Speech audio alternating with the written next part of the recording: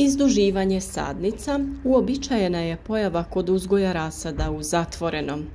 Ipak, biljke se mogu spasiti ako se problem primijeti na vrijeme.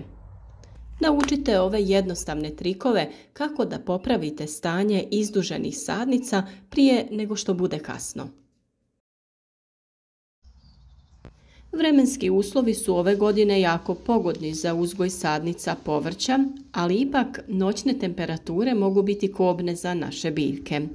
Zbog toga često tražimo toplije mjesto pored prozora ili u prostorijama gdje je manja količina svjetlosti. Izdužene sadnice su čest problem kada se rasad proizvodi u zatvorenom prostoru i to može da utječe na bilo koju vrstu povrća ili cvijeća. Sadnice paradajza, tikvice, brokule, zelene salate postaju duge jer su posađene u vrijeme kada dnevnog svjetla nema još uvijek dovoljno. Velika gustoća biljaka na malom prostoru povećava ovaj problem, jer se sadnice očajnički protežu prema izvoru svjetlosti. Rezultat su tada tanke i svijetle stabljike i nekoliko manjih listova. Ukoliko se ovo stanje ne ispravi, njihove stabljike postaju slabije, rast se usporava, što će ih na kraju učiniti bespomoćnim pred napadima bolesti i štetnika. Također, manje je vjerovatno da će izdržati vjetar i kišu kada se nađu u bašti na otvorenom. Dobra vijest je da se izduženi rasad može popraviti prije nego što bude prekasno. Ostanite s nama do kraja videa i pogledajte koji su uzroci ovog problema i kako spasiti biljke. Kao podršku našem radu ostavite like, a u komentaru pišite odgovor na pitanje koje ćemo postaviti na kraju ovog videa kako bi sudjelovali u darivanju i osvojili vrijedne poklone, zato pozorno pratite. Pa da odgovorimo na pitanje šta to uzrokuje izduživanje sadnica. Prvi i osnovni problem je nedovoljno svjetlosti. Sadnice imaju prirodnu tendenciju da rastu prema svjetlu. Ako je izvor svjetla previše prigušen ili je daleko, u malim biljkama se aktivira sistem preživljavanja. One ubrzano rastu u visinu kako bi pokušale da se približe svjetlosti. Rezultat toga su tanke i krhke stabljike. Ukoliko je izvor svjetlosti samo sa jedne strane, na primjer stavili ste ih na prozorsku dasku, mogu toliko da se nagnu prema suncu da se postupno bočno saviju. To je poprilično opasna situacija za preživljavanje malih sadnica, jer su previše blizu utopljenom i vlažnom supstratu, što ih tada čini osjetljivim na bolesti poput polijeganja rasada. Drugi uzrok za izduživanje sadnica je previše toplote.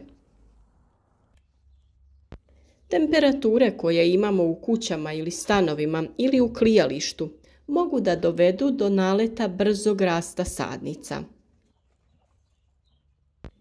Zapravo, čim sjeme proklija, ono reaguje na visoku temperaturu bržim rastom stabljike. Ona se izdužuje prije nego što lišće ima priliku da je sustigne. To rezultira neuravnoteženo razvijenim sadnicama. Treći uzrok je nekonsistentna vlaga.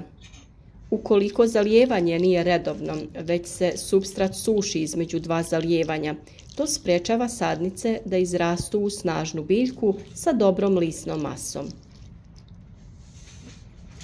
Kontinuirani nedostatak vlage dovešće do toga da im stabljike budu dugačke i tanke i na kraju može da ih ubije, jer neće biti u mogućnosti da pristupe hranjivim materijama koje im trebaju iz tla, to je supstrata. Četvrti razlog zašto se rasad izdužuje je nedovoljno mjesta između sadnica.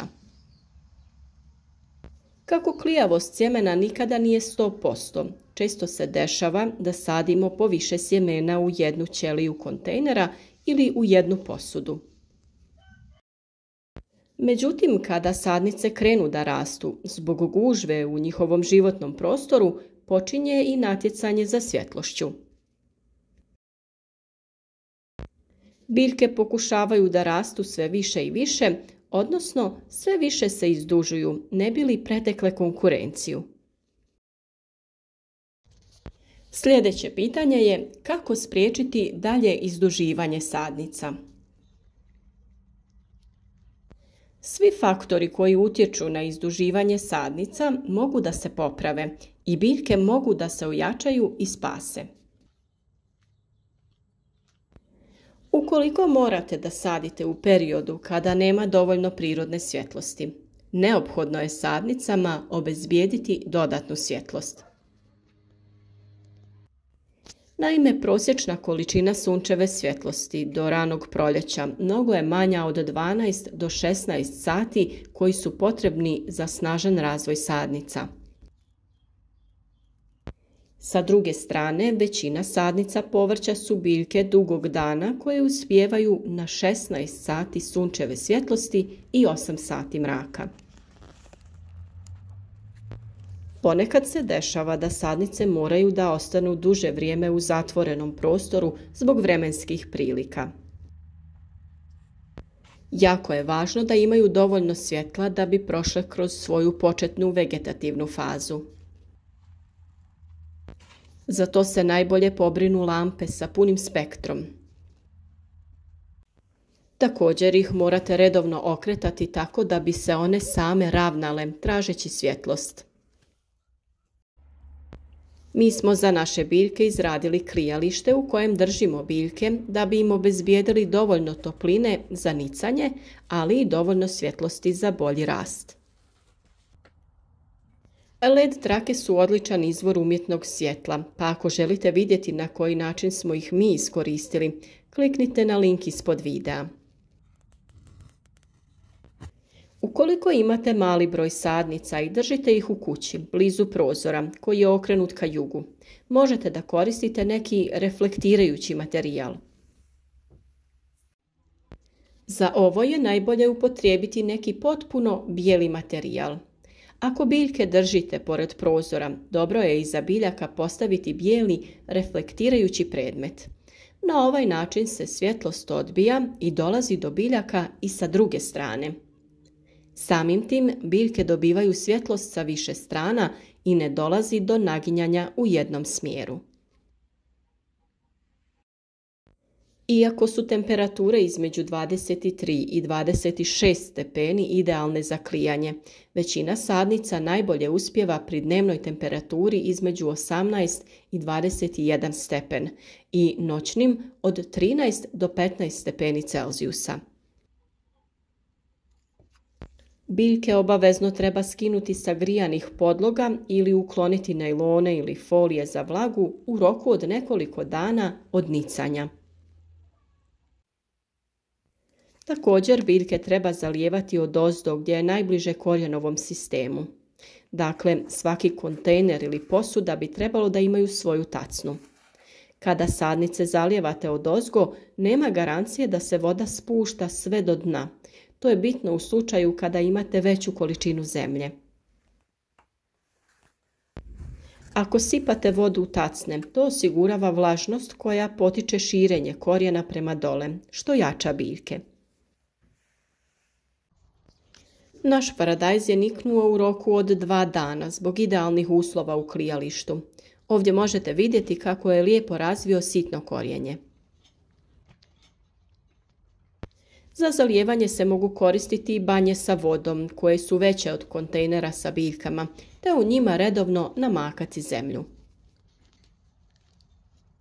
Obavezno uklonite više sadnica koje se bore za svjetlost i vodu. Preporuka je da se odreže višak biljaka i da ostane jedna, najjača, u svakoj ćeliji kontejnera ili posudi. Potaknite razvoj jačih stabljika blagim prelaskom ruke preko njih ili puštanjem ventilatora. Naime, izdužene sadnice ponekad se mogu spasiti svakodnevnim nježnim prelaskom prstiju po vrhovima biljaka. Ovaj jednostavan pokret simulira povjetarac na otvorenom i vara sadnice da misle da im je potrebno da imaju deblje stabljike da bi izdržale vjetrovite uslove. U istu svrhu možete da koristite i ventilator kako bi kreirali blagi povjetarac. Samo pazite na sadnice, jer je zemlja sklona bržem isušivanju. Još jedan način da popravite izdužene sadnice jeste da ih nahranite. Kada razviju svoja 2 prava lista, možete da ih prihranite vrlo blagim tečnim hranjivom. Sipa se u vodu koja je u posudi, a zemlja će da upije koliko je potrebno. Sadnice bi u tom trenutku trebale da budu stare najmanje 20 dana. Još jedna metoda koju možete iskoristiti ukoliko želite izbjeći pojavu izduživanja rasada jeste da prostor na kojem se nalaze vaše sadnice ogradite stiroporom. Naravno, on bi trebao biti bijele boje, te bi se od njega reflektirala svjetlost, te bi ju biljke ravnomjerno usvajale. One samim tim ne bi imale potrebu da se naginju prema prozoru ili drugom izvoru svjetlosti. Na ovaj način bile bi okružene svjetlom koje se od stiropor ravnomjerno odbija. Ukoliko se izdužio rasad paradajza, najbolji način da ih ispravite je da posadite sadnice tako što ćete da zakopate stabljike do najnižeg lišća. Ne samo da će ovo riješiti problem, već se preporučuje za jačanje stabljike paradajza i kao pomoć korijenju da razvije veću masu. Ova metoda djeluje i na sadnice patliđana i paradajza, bez obzira da li su izduženi ili ne. Kada je vrijeme pikiranja, ove biljke je najbolje presađivati što dublje, jer se stvara jači korijen preko uronjenog dijela stabljike, te će tako biljka bolje da koristi mineralne tvari iz zemlje, te samim tim i bolje da napreduje. Takvu sadnju paradajza smo pokazali u našim videima, pa pogledajte još zanimljivih i korisnih tema na našem kanalu. A kao što smo rekli na početku, i u narednom periodu nagrađujemo najaktivnije pratitelje, te kako bi vam olakšali smišljanje komentara, u svakom videu postavimo pitanje čiji odgovor trebate napisati u komentaru ispod videa. Današnje pitanje glasi: koji su najčešći razlozi izduživanja presadnica? Naravno, pišite nam i vaša iskustva sa uzgojem presadnica, te eventualna pitanja i nedoumice koje imate. Podržite naš rad i podijelite ove informacije sa prijateljima da bi svi imali zdrave i kvalitetne plodove, voća i povrća.